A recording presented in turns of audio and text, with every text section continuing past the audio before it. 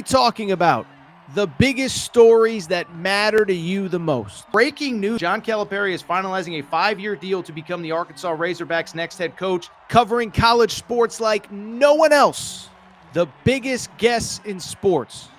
We now welcome in Hall of Famer Jim Calhoun. Such a pride I had, I came to connect. The legend, Tim Tebow, joins us. We'll run it back. I like it. The legend, Herschel Walker.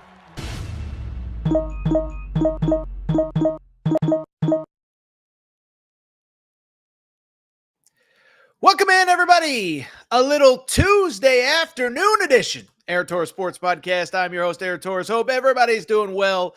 Hope everybody's having a great day. And listen, you know, the week is here. Listen, it just feels like we've been doing these Tuesday night shows, kind of looking ahead to the weekend. Figured, you know what? A lot of you are at work during the day. A lot of you are looking for something to pass the time while you're sitting in that cubicle. So figured we go live here on a Tuesday afternoon to talk about what I believe is the best slate of college football that we've had so far. Now, week one was awesome, but this week just feels different. Feels like there's more at stake. There's conference games, Big Ten, SEC, Big 12, maybe the biggest game of the early Big 12 season. We are locked and loaded. We'll preview them all. So everybody come on in. By the way, would love to know in the chat, what game are you most excited about? What is your best bet? Everybody come on in. We'll react to some of what you said later in the show. We are obviously previewing Tennessee, Oklahoma, Nebraska, Illinois should be a fun one. Michigan, USC in a Big Ten opener for both. So everybody come on in, drop your thoughts, drop your comments, and we're about to get started. Before we do, as always, make sure that you are subscribed to the Aaron Torres Pod and Aaron Torres Pod YouTube channel. YouTube, new clips, new videos going up every single day. Make sure to put on those notifications so you know when we're going live every single day. Also, if you're not subscribed on podcasts, please make sure to do so. Apple, Spotify, wherever you get your podcasts, we are available. And should mention, as I've said before, and I'll say again, we have a new presenting partner, Collie Puffs and ColliePuffs.com. Want to thank Collie Puffs. So here's the bottom line, right? It is football season. We're all on the couch all day. Weekend like this, we're going to be on the couch Thursday night. We got Friday night, Illinois, Nebraska, all day Saturday, all day Sunday, right into Monday. And so as you're sitting on the couch, I already know what you're thinking. You're sitting there saying, what can I'm hungry. I need a snack. I don't want to look like a slob, though, by the end of football season. I need something that's healthy, but I need something that's delicious. And that's where Collie Puffs comes in, okay?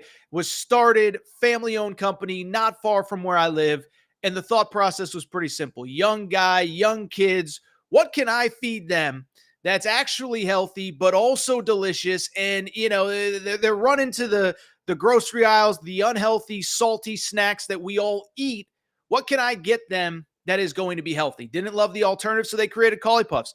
They are delicious, but they are also made with healthy ingredients, avocado oil. They are baked, not fried, but they taste as good as any Dorito, Frito, Lay's, whatever you're snacking on. I promise you these are delicious. I promise you will enjoy them. If you haven't tried them out yet, do me a favor. Go to ColliePuffs.com to find out more information. That's ColliePuffs.com. Also available on Amazon. If you're on Amazon, if you're making a purchase, if you're looking for something else, Collie Puffs are available on Amazon, so you can, of course, pick up some couple bags there. Try them out. You will not regret it. Healthy but delicious. Tell them Torres sent you. I appreciate everybody's support. With that said, it's week 4 in college football. There is no more time to waste. And I'll tell you this, we got a loaded slate. So let's not waste any more time. Let's get to the topic of the day. And the topic of the day, the big one, we don't need to waste any more time pretending like we don't know what the mega game this weekend in college football is. Tennessee traveling to Oklahoma. As you can see on the screen, Tennessee is actually a 6.5-point road favorite. The over-under set at 57.5. These lines provided by FanDuel Sportsbook. By the way, we're recording on Tuesday, so if they move throughout the week, I don't want anybody yelling in the comment section, but that is the line, that is the over-under right now here on a Tuesday afternoon and evening. And when I look at this game, listen, we know why it's a big one, right? It is the return of Josh Heupel to Oklahoma, but it is also Oklahoma's first ever SEC game. So the SEC schedule makers did this on purpose. But here's the thing that I don't think even the most brilliant SEC schedule maker could have thought of when this game was scheduled, whatever it was, 18 plus months ago. The fact that Tennessee, with Josh Heupel, is walking into Norman, his alma mater, where he was once fired as offensive coordinator. He's walking in with a team that I believe most people in college football believe, maybe not the favorite to win the national championship, but you talk about that team that can win 4 postseason games, maybe 3 if they win the SEC. Many believe that Tennessee is in that group. This just looked like a fun game in the preseason. Now I look at Tennessee as a complete team that can compete for a national championship. And so when you look at this game, let's start with Tennessee, because the bottom line is, look, Nico is incredible. He is one of the most gifted quarterbacks in all of college football, right? But at the same time, my buddy Josh Pate, right? He calls them casuals. If you're still just talking about Nico when you talk about Tennessee, sorry, dude, you're a casual, because at the end of the day, dude or young lady, let's be fair here. If you're still just talking about Nico, you are not seeing what Josh Heupel has created at Tennessee. This is a team that is not only 3-0, but they are a complete football team, okay? Tennessee coming into this game, how about this? 3rd in the nation in rushing. Only Army, who basically runs on every single play, and ironically, Central Florida, UCF, where Josh Heupel came from, those are the only 2 teams that are running the football at a higher rate or at a better rate, I should say, than Tennessee is. Dylan Sampson averaging like 8 yards per carry. Deshaun Bishop averaging like 10 yards per carry. This team can run the ball. Obviously, Nico can pass the crap out of the ball, throws a beautiful football. And then here's the other thing as well. Tennessee's got themselves a defense. And it's funny, I just saw this clip right before we went live. Otherwise, I would have had producer Matt pull it. But Josh Heupel, after the NC State game a few weeks ago, he kind of gave this impassioned speech of like, look, I love putting points on the board, but at the same time, Tennessee football was built on defense. Eric Berry, Reggie White, Al Wilson, I believe, were the names that he referenced. And it speaks to the fact that at Tennessee, just like anywhere in the SEC, it's fun to put a bunch of points on the board. If you can't get stops, though, it doesn't matter. And that's what people are missing on this Tennessee team. This Tennessee team, right now, top 5 defense in all of college football. But here's the crazy part.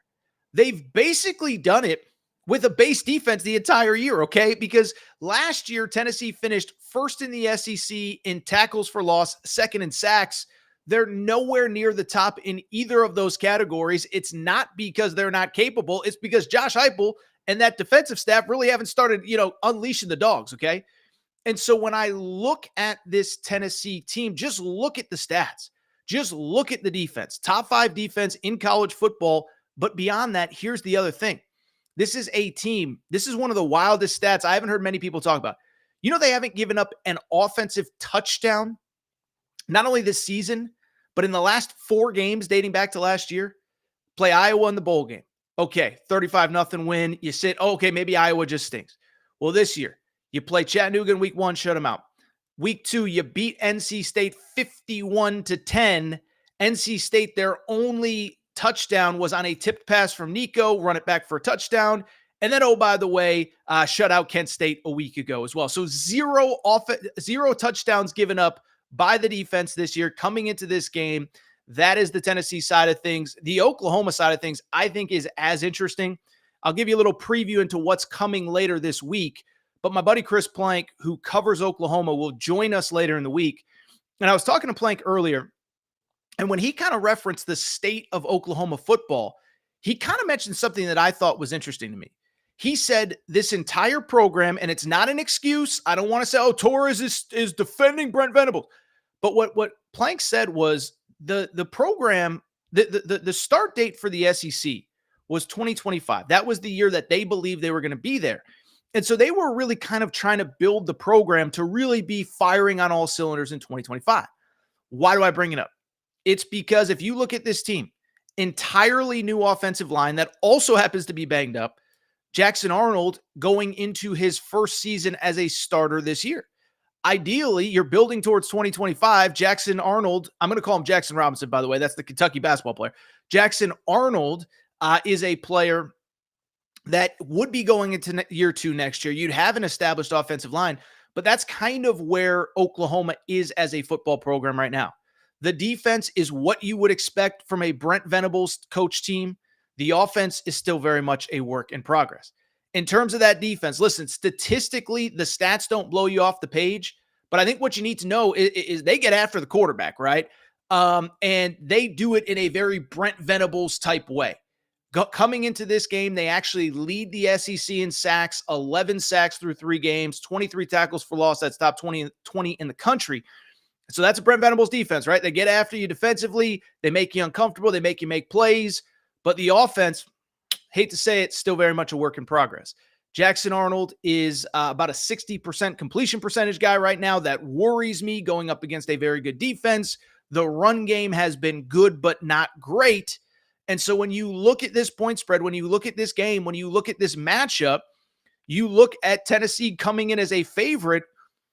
And I'll be honest, I actually don't think it's enough. Now, in terms of my actual best bet for this game, because we do best bets on this show, I will actually take the under of 57.5. I actually just saw it ticked up to 58.5. So the number is going up. So maybe I'm on the wrong side of that one. But why I actually like the under in this game is this. I think Tennessee wins. I actually think Tennessee wins pretty convincingly, to be perfectly honest. But at the same time, when I look at this game, I think this will be a national coming out party for, in my opinion, the entire Tennessee football program. Everybody that's a casual, as we talked about, knows about Nico. Everybody that's a casual knows about this offense. I don't think people realize just how much talent is on the defensive side of the football. And so when I will look at this game, Oklahoma, kind of up and down at the quarterback position, kind of up and down on offense. I think they're going to struggle to move the football at home. Now, the counter to that, I think they're going to be really good on defense. And I do think they'll give Nico and this offense as much problems as the offense has had at any point since Nico took over in the bowl game a year ago. I don't think they slow him down. I don't think you can slow this Tennessee team down. But I think this is a B+ performance for Tennessee against the best defense that they have faced since the bowl game last year. But the counter to that is I think this is, again, a national coming out party for the Tennessee team as a whole. So my official pick, my official best bet is under 57.5. I don't even think we come close to hitting that number. The only way, in my opinion, that we come close to hitting that number is if Jackson Arnold either has the day of his life, which he hasn't proven an ability to do so far, or if Tennessee, if Oklahoma's defense is no good and Tennessee just puts up points in spades. I think Tennessee wins this game somewhere in the neighborhood of, I think it's going to be a lot to a little, to be honest. I think it's like 31-13, 34-10, something like that. The cover, yes.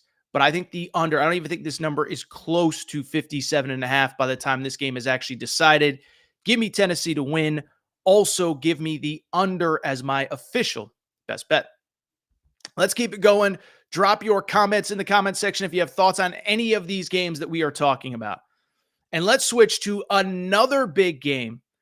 This one in the Big Ten. We talked about Oklahoma's SEC opener a minute ago. How about this? The Big Ten opener for USC as USC is traveling to Michigan, okay?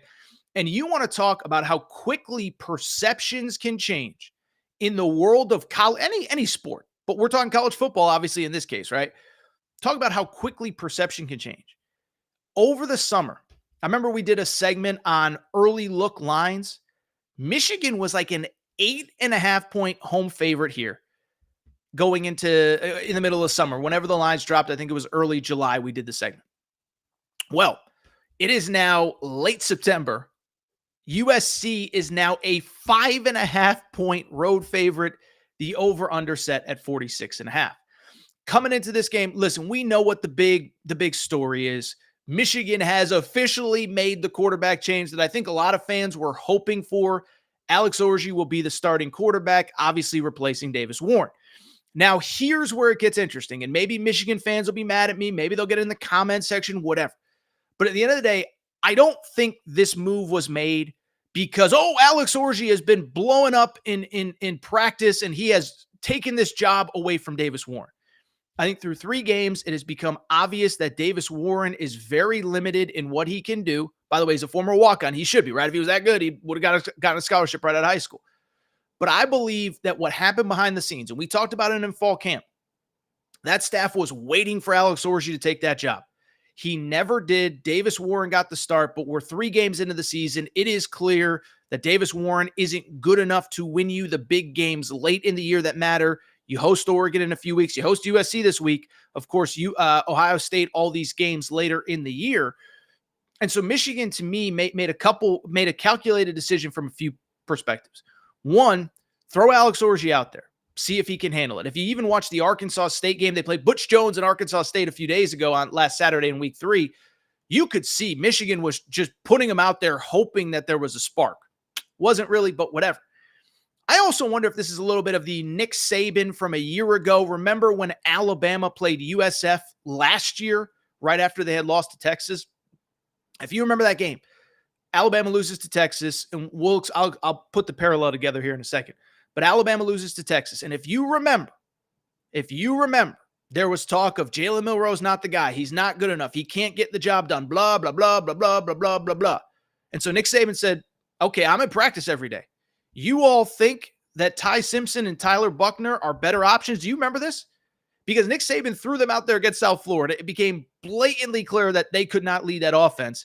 And so Nick Saban was like, yeah, no, I'm showing you what I see in practice every day. Jalen Milroe's our starter. Now let's figure out a way to get the most out of Jalen Milroe. And I wonder if there is a scenario where Michigan is doing the same. Or saying, you guys want Alex Orji? All right, you're going to see what it's all about. I just don't know that he's good enough. And I'll be curious against what is obviously a very improved USC defense. Listen, you don't need me to tell you about this USC defense. I mean, what they did over the first 2 games of the season, absolutely unbelievable, especially relative to last year, right? Because it's funny, like I was thinking about how to express in, what we do here on the show. Like, how do I express how improved this team is? Because USC's only played 2 games, right? You can't go, well, they were 127th in total defense. Now they're 17th. It's like, whatever. But they shut down LSU. LSU's held to 20 points. They shut out Utah State. But beyond that, if you watch those games, what really stood out to me was the fact, the simple, it was the basics, right? It was the fundamentals. It was tackling in space. Like, everybody had the same reaction watching that LSU game. It was like, oh my goodness, this team could tackle all of a sudden. They couldn't even tackle. They couldn't even take the right pursuit angles a year ago.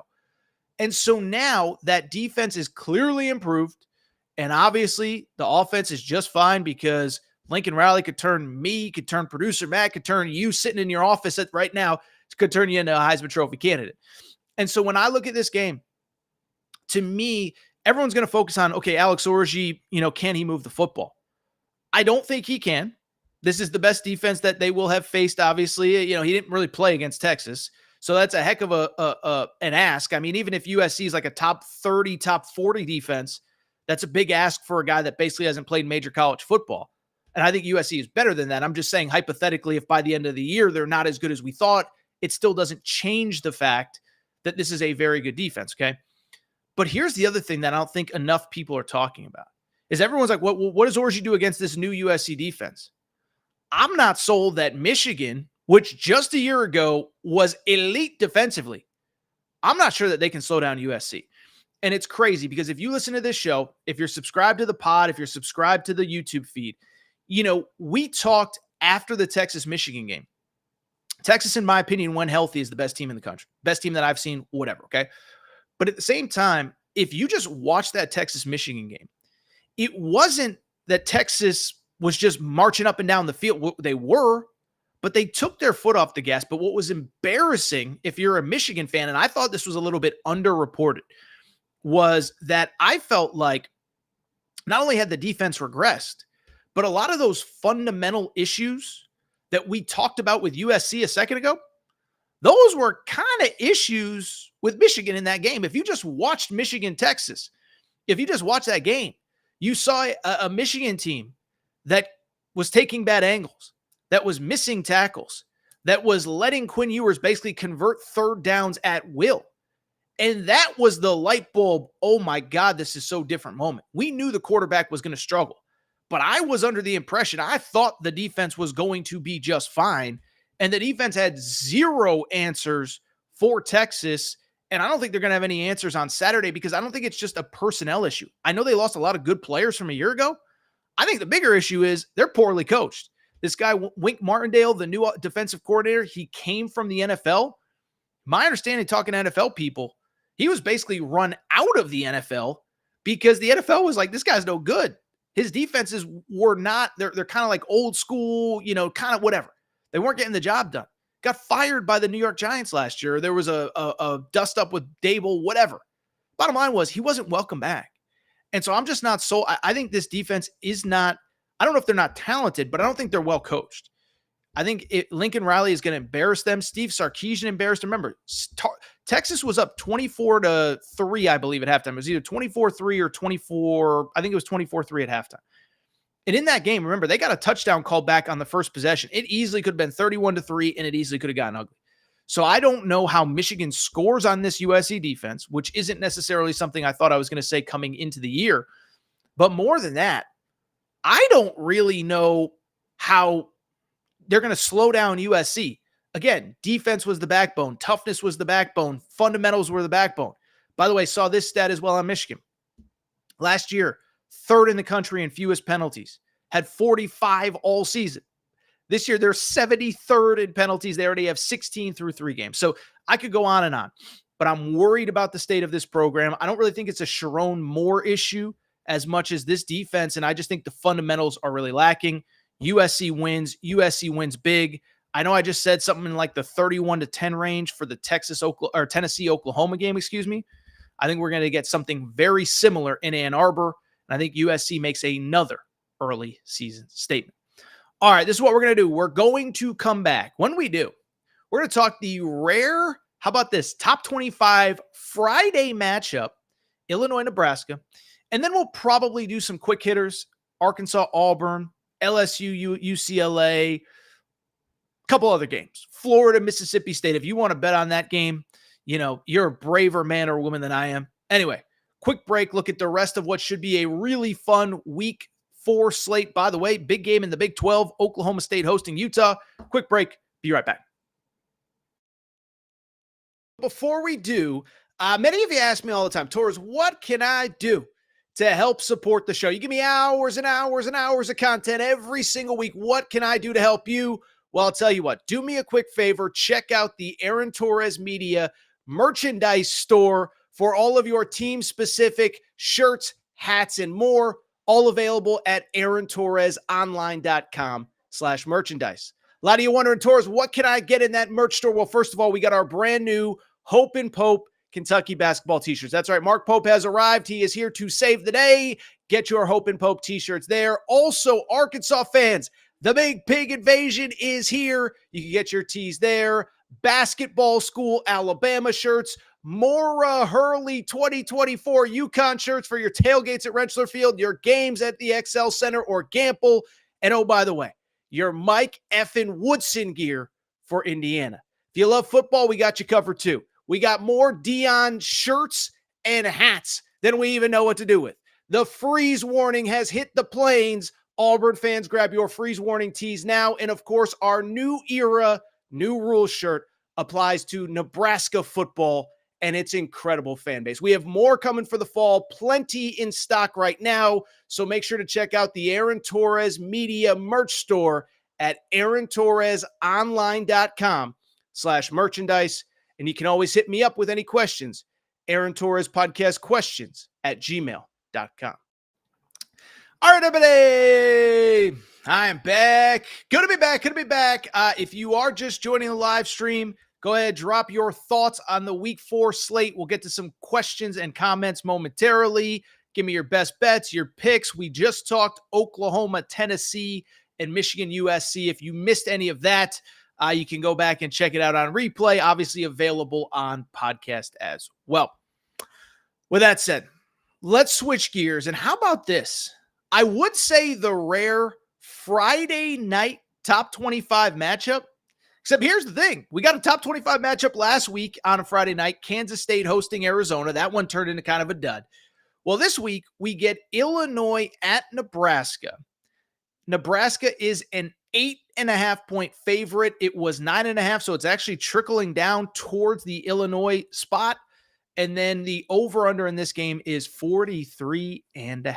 All right, so fun top 25 matchup. We all know about Nebraska. Let's start with Illinois. I wonder how many, a lot of people probably didn't even know Illinois was actually even ranked coming into this one. Well, they are ranked, baby. They are 3-0, the big win over Kansas a few weeks ago.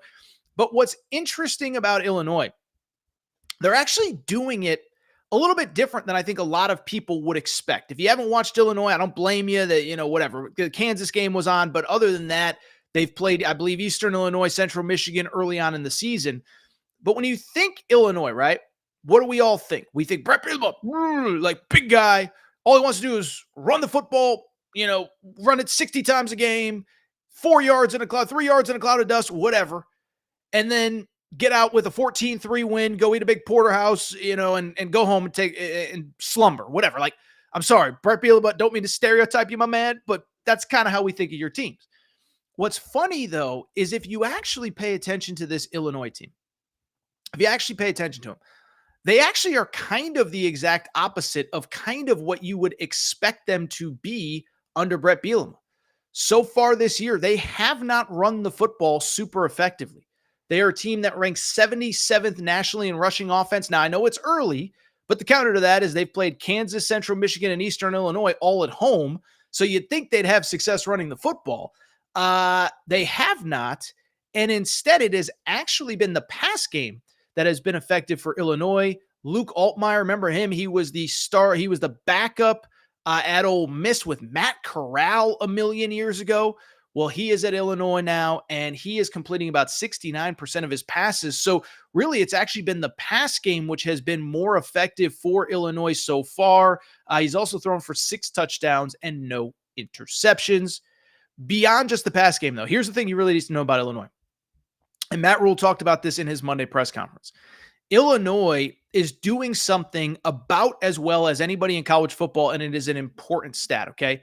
What is that important stat? It is that they are taking care of the football and taking the football away from you, okay? So this is a team that, as of right now, currently ranked number 2 nationally in turnover margin.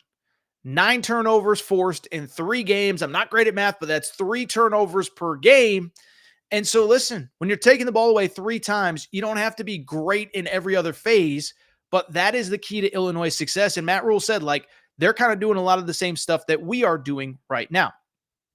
In terms of Nebraska, listen, we've talked a lot about Nebraska on this show, but I think it's worth noting a couple things. First off, they're not only beating teams, they're actually beating teams very convincingly, okay? So I was thinking about this, is that Nebraska enters this game at 3-0. Here's the crazy part.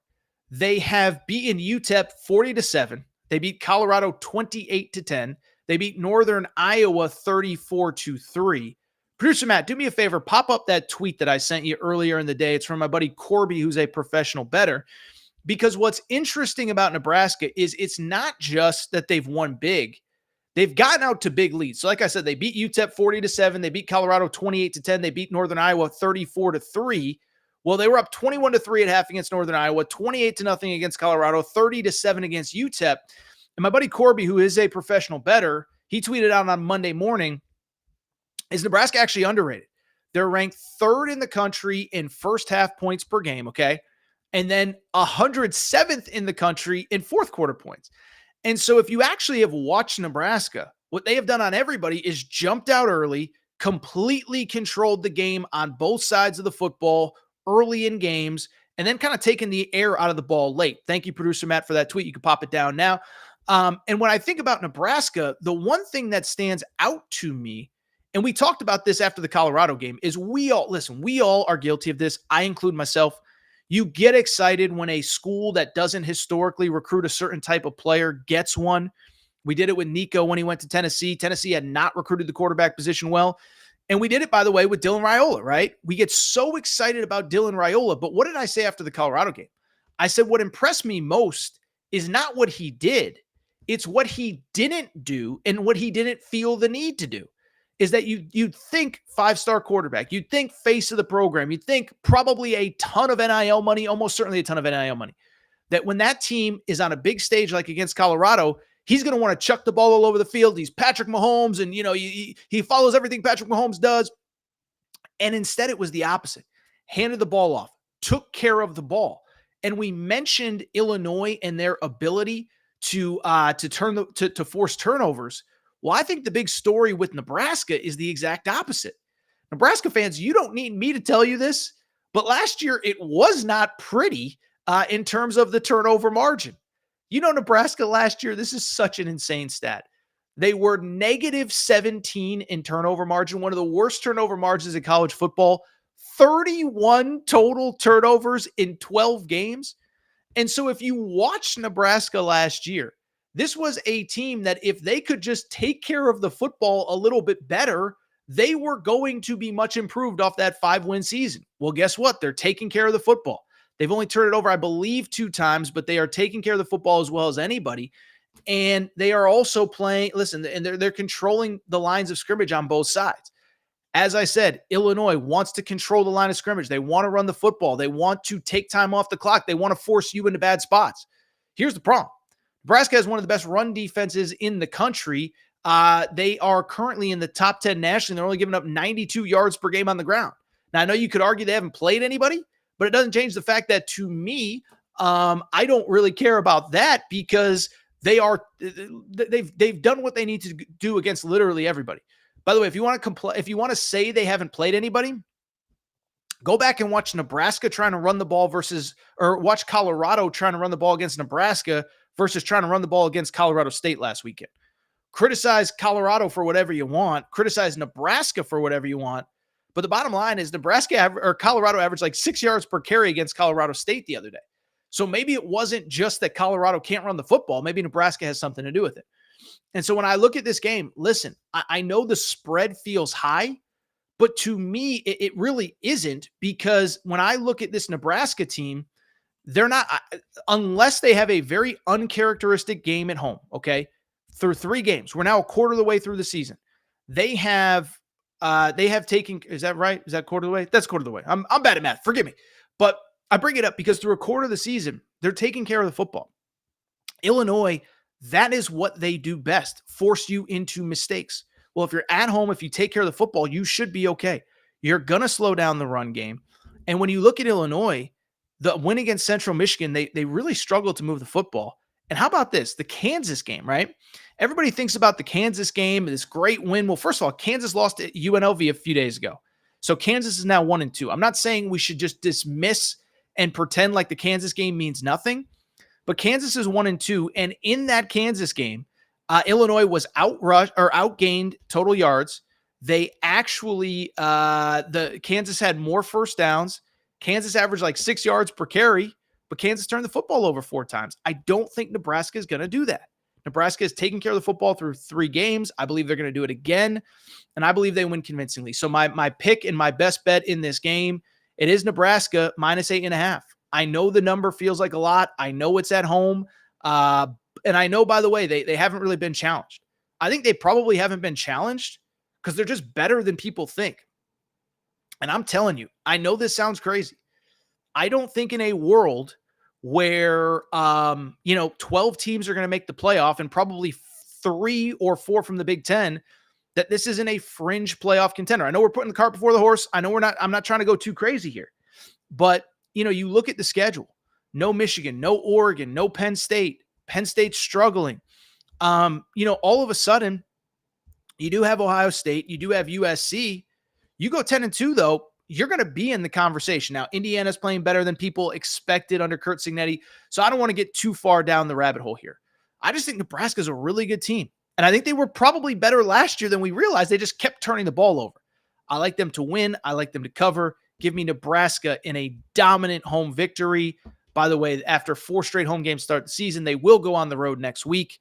But we talked about it in the preseason. They win today. They win this weekend. They win on Friday. That's 4-0.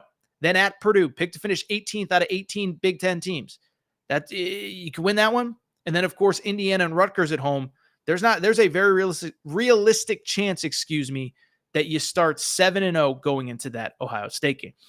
All right, really quickly, let's rip through just some other games. And I'm not going to spend too much time on these because these are games that if you guys and girls want to bet them and you want to, you feel comfortable, I give you all the credit in the world. But these are games that feel like absolute stayaways to me. Let's start SEC opener for two teams that I don't think really know themselves. Arkansas at Auburn. Auburn is a 3.5-point favorite in this game. The over-under in this one is 58.5. Let me just say this, okay? So first of all, producer Matt is an Auburn fan. Producer Matt was at that game. He's told me a little bit about it. But Auburn, I mean, listen, peak Auburn, weirdest team in college football, okay? We're going to get to the Arkansas side in a second. But you look at Auburn, okay? So what was the big story last week? Needed to make the quarterback change. Do make the quarterback change. Peyton Thorne goes to the bench. And I get why Hugh Freeze hesitated. You know, he said it. He said Peyton Thorne's been better in practice. It's hard to bench him during the games, whatever. Well, whatever's going on in practice, it is clear that something's not right because this dude, Hank Brown, to his credit, did look very good in this game. Played last week. I know it was quote-unquote only New Mexico, but 4 passing touchdowns in this game, 6 passing touchdowns on the year dating back to the Alabama A&M game. Taking care of the football in a way that Peyton Thorne hasn't. Peyton Thorne, of course, 5 interceptions in 2 games to start the year. So the positive is quarterback was much improved.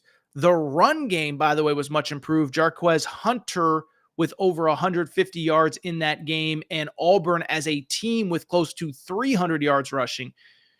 Here's the problem, though. New Mexico, in that game, had almost 500 yards of total offense, and they averaged 6 yards per carry. And so it's the most peak Auburn thing that has ever existed in the offense was a debacle against Cal, can't take care of the football. You could have won thanks to the defense. And then the defense, by the way, lets you down when you finally figure out the quarterback situation. Hugh Freeze asked about it on Monday, talked a little bit about the fact that there are 2 freshmen that he just felt like need more reps. One of them is more of a starter than the others. So I bring it up because Auburn, just peak Auburn. Just you finally get the quarterback right. The defense can't stop anybody. Why it's interesting, though, is you're coming into a game against an Arkansas team that has moved the football largely successfully with Taylon Green as quarterback. Now, what's interesting about Taylon Green is this was a guy, he left Boise, and it was kind of, hit or miss with Boise, right? He was a guy that completed less than 60% of his passes on the season a year ago at Boise, comes to Arkansas through a game and a half. He looks like a young Cam Newton. Well, guess what ends up happening after he gets to Arkansas? Surprise, surprise. After the first half of that Oklahoma State game, he has struggled to pass the football. Probably not surprising if you factor in that was his kind of his MO coming to Arkansas a year ago. Well, fast forward, he's struggling to pass the football. I watched some of the UAB game. He was overthrowing wide receivers wide open in the end zone, 11 of 26 passing, 161 yards, no touchdown passes. But to their credit, the run game is still really good. 266 yards on the ground for Arkansas last week. Jaquindon Jackson had over 140 yards. And, of course, Taylon Green ran the football as well successfully. In terms of this game, this is just the stay away of all stayaways to me. Like I said, if you feel good betting this game, go crazy. Be my guest. Bet your little heart out, okay? But when I look at this game, how can you bet it? You have let me backtrack. You have one team, quarterback, second start ever. The first one was against New Mexico. Ran the ball well last week. By the way, Arkansas's defense has been good against the run. And then you have that. But the defense completely fell apart last week. And oh, by the way, the defense couldn't stop the run last week. Well, fast forward to this week, you're now facing an Arkansas team. You got a quarterback who's inconsistent. He can run the football, but, I don't know. It's just, to me, it's a total stay away. There may be a time later in the week where we come revisit this game and maybe I have a better feel for it. But right now, both these teams are probably going to want to run the ball.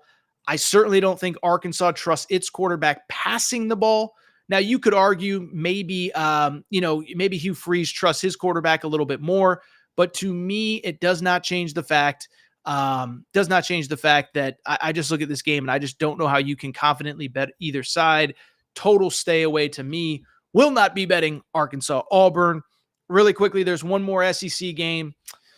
Florida at Mississippi State. Florida actually opened, I believe, as like a 3.5 point favorite. They are up to 5.5, 6.5 in this game. The over-under set at 58.5. You want to bet this one, bet your heart out. I don't know how you can feel good about betting this game. Florida, of course, listen, we know the narrative with Florida. They're 1-2, got embarrassed at home the last 2 weeks. I do wonder if maybe getting away from home maybe does kind of help the what's the right word? The vibe around the program. Maybe it's just good to get away. You know, obviously last week got really toxic at the Swamp, and I don't blame Florida fans, but we're talking about a Florida team. They were booing the team. They were saying fire Billy Napier. And so I just look at this situation. I sit there and say, is it a scenario where maybe it's just best for Florida to get away from home?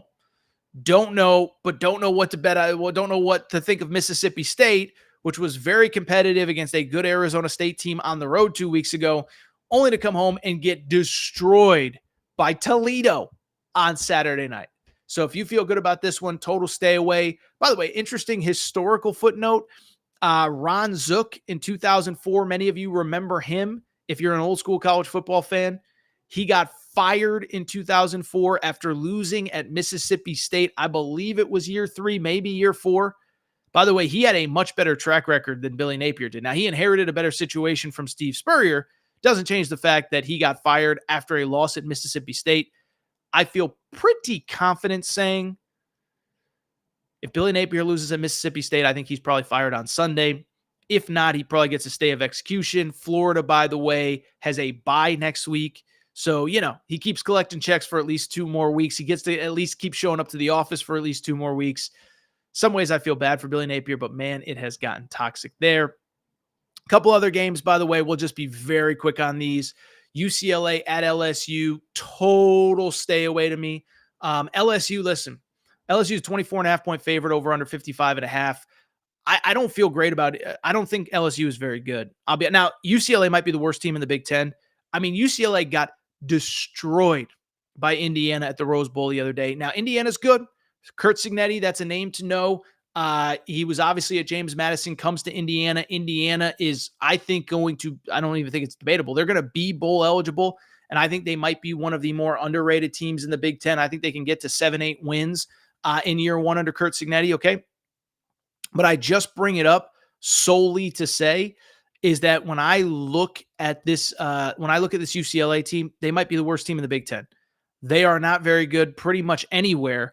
But at the same time, I don't think LSU is good. Like we talked about on the Sunday show, I don't want to discredit LSU for getting a road win in SEC play at South Carolina.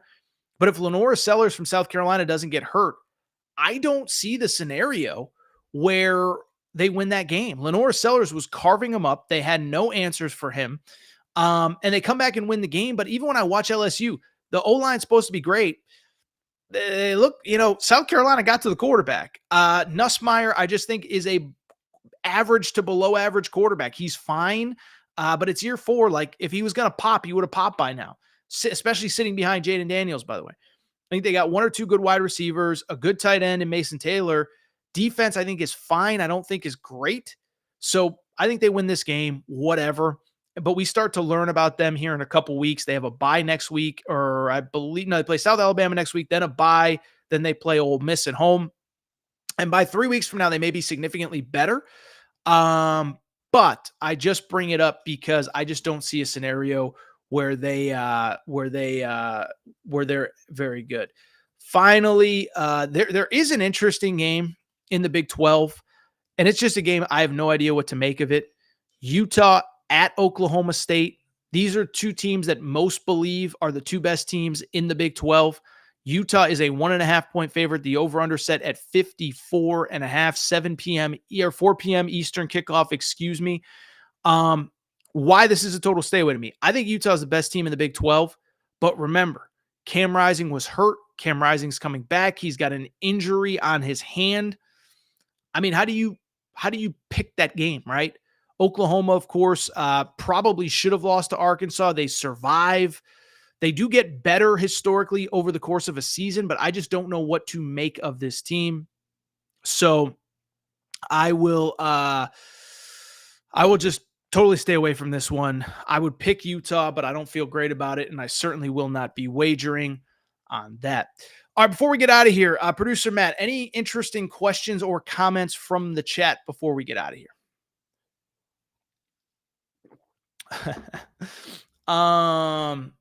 Notre Dame CFB playoffs mission is going to be nuclear bomb/explosion emojis. Embarrassed at home was the rat poison needed to destroy the rest of the schedule. So we actually have a pro Notre Dame take here. Listen, Notre Dame, I don't really know what to say about Notre Dame, to be honest. Of course, the A&M win is so great. Then you lose against Northern Illinois. Then you destroy Purdue. Now, Purdue is not good, okay? But what I will say about Notre Dame is a couple things. Is one, I do think that loss to Northern Illinois, I could tell you, I was talking to somebody who's kind of plugged into the program there. I think the fan base was not only really frustrated with that loss, because this is really the third bad loss from Marcus Freeman since he's taken over in 3 years. But beyond that, remember, they lost to Marshall in his second game as head coach. But beyond that, Marcus Freeman kind of had a laissez-faire attitude to it. He said, what did he say? Something to the effect of, oh yeah, this has happened before. We've always bounced back. It's like, well, you're Notre Dame. This shouldn't be happening. You shouldn't be losing to Marshall. You shouldn't be losing to Miami of Ohio. So I do think there's some frustration. They did bounce back nicely against Purdue. But because of that Northern Illinois loss, it really didn't leave them much margin for error. You look at the rest of the schedule. Louisville next week, you have to win against Louisville. And then really probably, against USC, I think you probably got to win everything else. And I think you probably got to beat USC the last week of the season. If you're 10-2 with a loss to Northern Illinois and a loss to USC, and your best wins are at A&M, which I love Mike Elko, but that's probably the fifth, in a best case scenario. A&M is what, the sixth or seventh best SEC team? Not better than Texas, not better than Tennessee, not better than Bama, not better than Georgia, not better than Ole Miss. So we're talking the sixth best team. That's your best win. Louisville, we'll see. I still don't really buy Louisville. I think Jeff Brom's one of the best coaches in the country. I think Tyler Shuck is not a very good quarterback. So you got to beat Notre Dame next week, or you got to beat Louisville next week. But I just sit there and it's hard for me to get excited about this team.